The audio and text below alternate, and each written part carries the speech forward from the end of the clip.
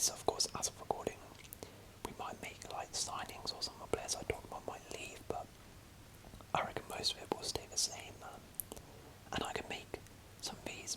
If you do enjoy, then please leave a like and let me know, and I can maybe do these for like Arsenal, Man City, go for each club and do it. But we're going to start with Chelsea today. And as you can see, we've got the Spurs team. That's why I said the Spurs up here. So we've got Pochettino's Spurs team here, and personally I think that Poch will model the Spurs team similarly. What he did with Spurs, I think he'll do with Chelsea. So that's why I want to talk a little bit how the Spurs team played. Of course, it will play a little bit different, right? Because this was like 5-6 years ago, but I think it'll broadly be the same style. So this is the Spurs team which he used most of the time. So Lloris and goal, Kyle Walker, Toby Alderweireld and Jan Vertonghen and Danny Rose at the back. Moussa Dembele and then Dyer or Wanyama with Dele Alli, Son, Eriksen and Kane. So it's a 4-2-3-1 formation. I think he will set Chelsea up. Now, interestingly, some of the main characteristics of this team. So when they had the ball, Danny Rose and Kyle Walker were literally like essentially wing backs. They were very, very high up the pitch. And what would happen is Dyer or Wanyama would drop in to this position and form a sort of back three formation, and then Dembele would be there. And what would happen is Walker would essentially be a winger, and so would Rose. Son would tuck in there, and so would Eriksen. And then Dele Alli would join Harry Kane as a sort of second striker. So it would actually look more like this, a 3-4 kind of style here, when they had the ball. And I think this is something which you could probably might happen potentially at Chelsea. And really the heartbeat of this team was Christian Eriksen. They would try and don't know why that's happened, but yeah, they would try to get the ball to him, and he was the creative hub of the team. So they would essentially, most of their goals would happen. Eriksen would be on his right hand side. Kyle Walker would overlap. He would either play the ball, he would cross it to Ali or Kane, or the defender would be dragged out by Walker, and Eriksen would have some space, and he would pick out a perfect cross for Ali or Kane or Danny Rose rather than Babos, or Son as well. And Son would also play in this sort of inverted role. And these three, I think they got like 20 goals a season. 1 year, like they were absolutely on fire, and Eriksen was like creating the most chances. And yeah, it was a very fluid attacking system, but as you can see, it's very reliant on fullbacks being really, really high. Now, another thing as well to know about this team and the way they played is that they were very flexible, because as you can see, they're in this sort of back three, but he sometimes used to just put them in a back three anyway. So what would happen is it was usually when Dyer was playing, Dyer would come in as a back three when they were playing like bigger opposition. Danny Rose and Walker would be wing backs, and then what would happen is Dembele and Eriksen would go into the midfield, because obviously Eriksen could play that role, and would do something like that, which again could potentially happen. Don't be surprised if he uses a back five system at Chelsea. We obviously have players who can play that system, but again, as you can see, Eriksen was very important to do that, because he could drop into the midfield and was very comfortable in doing that. And so was Dyer or Wanyama, because they were able to drop into the centre-back role. So these two positions are positions which I think are going to be very, very key. And they would even drop into this in-game as well. So again, flexibility in terms of tactics is crucial for this side. Very, very crucial. let's just put them back there. So now how is this going to relate to Chelsea? Well, let me go through now in terms of the Chelsea team and roles and who I think will play what role. So, goalkeeper. Now, goalkeeper, to be fair, Poch, he likes to build up play, he likes to play out from a back, but he's not like a die-hard Pep, we must play out the back at all times.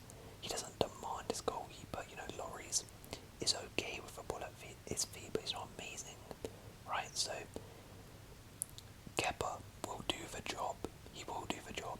Personally, I would have liked someone like Onana or Mike Mignon to come in, just because I'm not convinced by Kepa. However, I do believe that we are not going to sign another goalkeeper, or if we do, it'll probably be a backup.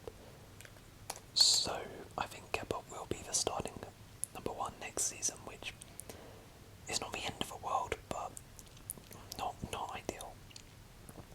So Kepa will be in goal, I believe, next season. Right back speaks for itself. Reece James, we have spoken about how crucial the fullbacks are in terms of going forward, those overlapping runs. Expect Reece James to do that. Reece James is incredible attacking, so I think Pochettino is going to absolutely love Reece James. Absolutely love him. The only thing is, can he stay fit? That's the only problem with Reece James. But also, I'm very glad that we have Malo Gusto, because that will hopefully be able to come in and give Reece James a rest, because last season we didn't have anyone. We had to play Dave right back, and he's not right back. So Reece James, as long as he's fit, is going to be one of the key men for Poch, in my opinion. On the other fullback position, again, I do think that Ben Chilwell will be a key man for Poch. Now, he's got a bit more competition. He's got Mark Gorilla there, who could potentially play there, or maybe Ian Martin. I'm not clear what his future is at the club, but I do think Chilwell probably will be the guy. Mark Gorilla, I'm expecting him to do better next season under Poch, but as we establish his fullbacks, he likes them overlapping, likes them going forward, and that's exactly Ben Chilwell's game.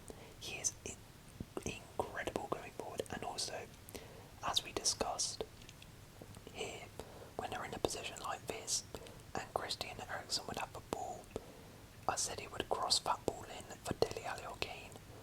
I can definitely see Ben Chilwell. He is known for these runs at the back post.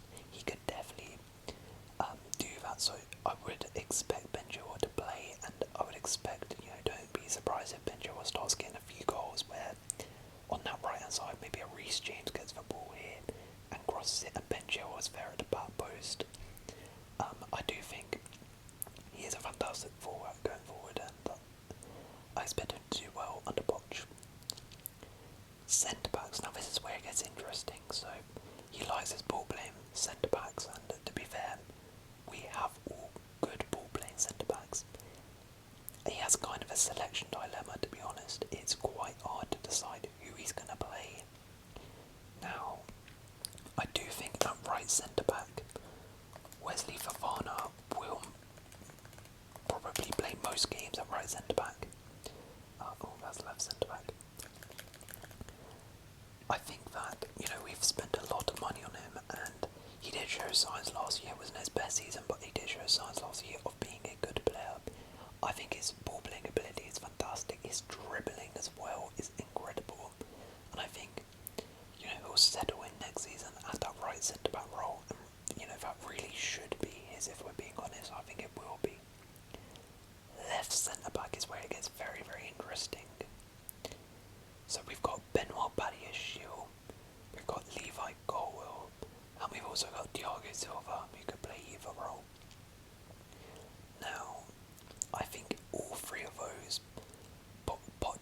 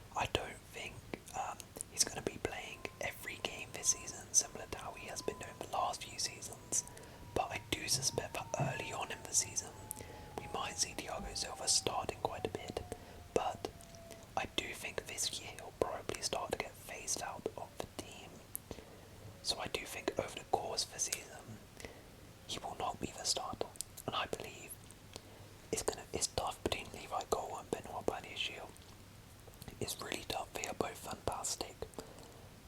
But I think that Poch will go for Levi Colwell. The main reason I think this is because we have tried so hard to keep him. Like, there must be some sort of reason, right? Obviously, he's a great player and we want to keep great players around, but I feel like Pochettino might be a reason behind that, you know? And I also don't think that Levi Colwell wants to stay just to sit on the bench. So I think he might get reassurances if he stays that he's going to be a starter under Poch. And either way, as I said, him or Badiashile will be perfect, but I do think it'll probably be Colwell. Now into the midfield. Now, obviously, okay, I didn't mean to do that. This player will be Enzo Fernandez. That's no doubt our best midfielder, arguably our best player. And he'll be fantastic, he will be fantastic. Next to him, now we're going to need a DM. Now, as of recording, this player's not in, but I suspect he will come in. Moises Caicedo, I do think will join. I suspect he will. If we don't, then I have no clue who's going to play this role. But this is going to have to be somebody who's a defensive-minded player. It's interesting though, because you would say Moises Caicedo probably isn't the dire one-yard mould. As we discussed, where he kind of drops into this role and maybe forms a back three or just anchors in front. That's not really Moises Caicedo's game. I mean, he could play that role and he could play it probably pretty well, but I don't think that's the best way to use him, which is why there may potentially be a little bit of a change in the way that Poch plays with Chelsea. But I do suspect Caicedo and Enzo will be the two midfielders. Into the front line where it gets a bit tricky, I think this player for sure is Christopher Nkunku. Definitely. Just brought him in, had a fantastic season at Leipzig. He is essentially the, I guess, modern day Dele Alli, if you like. You know, he is a second striker by trade, so he's going to fit perfectly into this Dele Alli role here, where he comes next to the striker and supports him. He's not really an out-and-out number 10, he is more of a second striker, so I think Nkunku's going to fit that role perfectly. Next, though, this is where I struggle a little bit, because on the wings, on the left wing, in terms of his inverted role here, playing this Son role, you've got Sterling or you've got Mudryk. Now, Mudryk is not an inverted kind of guy, he is a direct sort of guy. He likes to go down the wings a lot. Sterling is more of an inverted guy, to be fair, which is why I do actually think that Raheem Sterling, at least at the start of the season, will be playing there. Maybe Mudryk might come in to it just because I also feel that, you know, Sterling will probably adapt quicker to Poch's system than Mudryk. Mudryk obviously had a real tough time last season, so I think, you know, I don't think Poch is just going to left winger. Like, that's a little bit too much considering he is still adapting to the league. He's very raw. I think Sterling will be trusted, Premier League experienced player, one of the senior guys in the team, so I think Sterling will play that role, and maybe Mudryk might come into it later. Right wing is a bit of a tricky one, and, you know, Eriksen would play this role here. We've spoken about how important he was. We don't really have anyone who can do that. Really, right winger, we have this sort of Noni Madueke, but he's much more of less of a creative guy. However, I do think Madueke will play there, just again because we don't really have too many options on that right wing slot. I mean, Hakim Ziyech, if he stays, you know, I know he failed his medical, would probably be more of an Eriksen mould, but I don't think he'll be playing too much. I think Noni Madueke will probably be that right winger, and then striker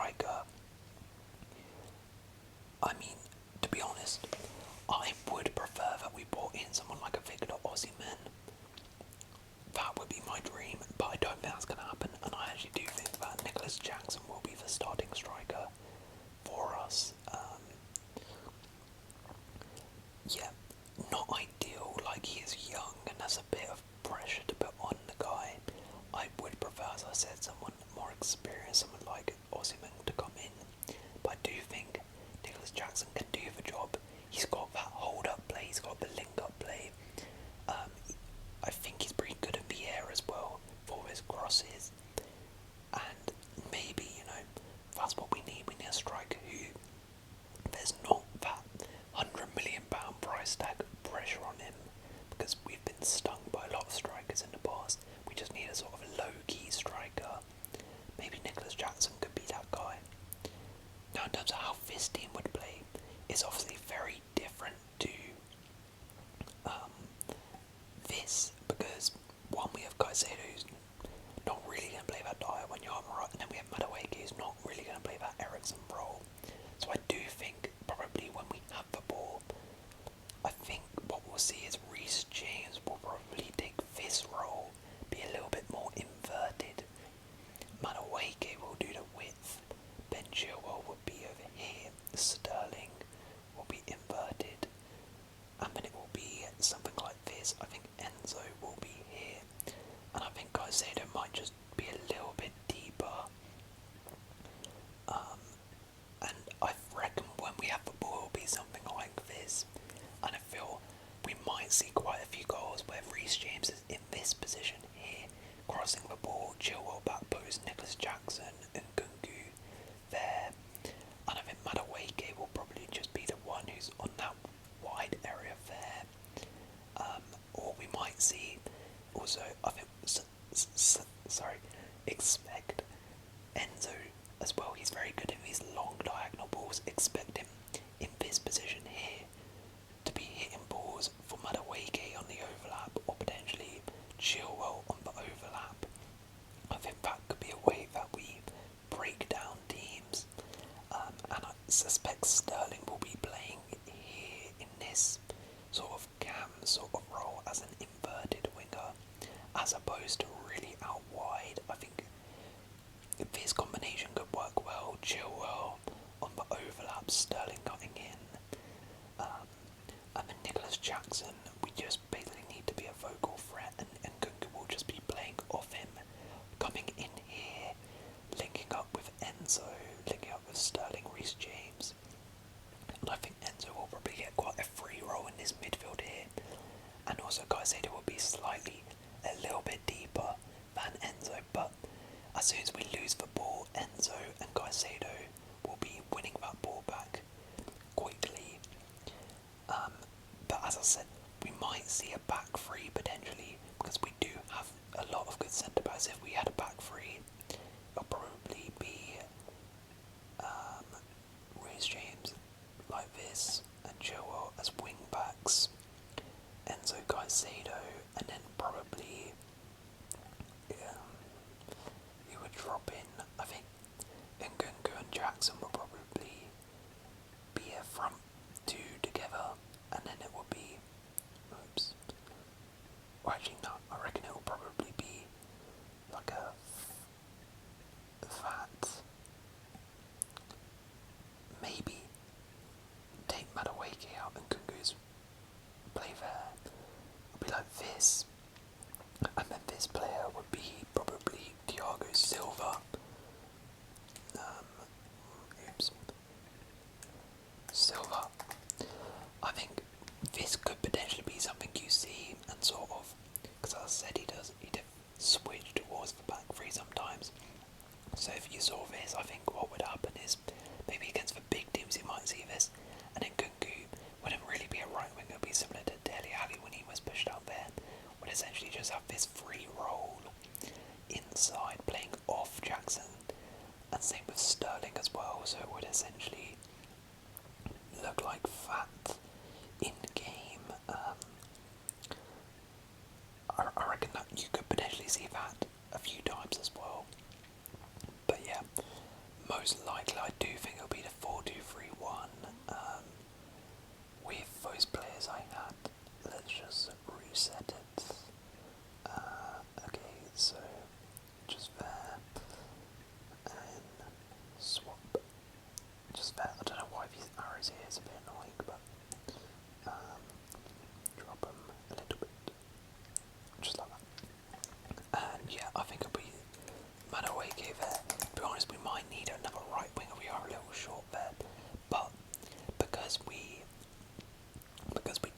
Europe. We're not going to play too many games, so I think Poch will, these guys will play together quite well, and I think they'll learn his system fairly quick. We could see Armando Broja here. I think Broja and Jackson would rotate quite a bit, and Broja maybe is a bit more of a physical presence than Jackson. And then you could either see Madrid here, just like that, or Colwell might come out for bad issue. I can't remember what this man's name. This could definitely be a potential lineup as well, but I do suspect it will be the other way round. But yeah, that's what I think Poch will set up the team. I'm very, very excited. We'll see what happens in the first pre-season game and have a little look at how the team is set up, see if it is how I said it is. But hopefully you guys have enjoyed. And if you have enjoyed,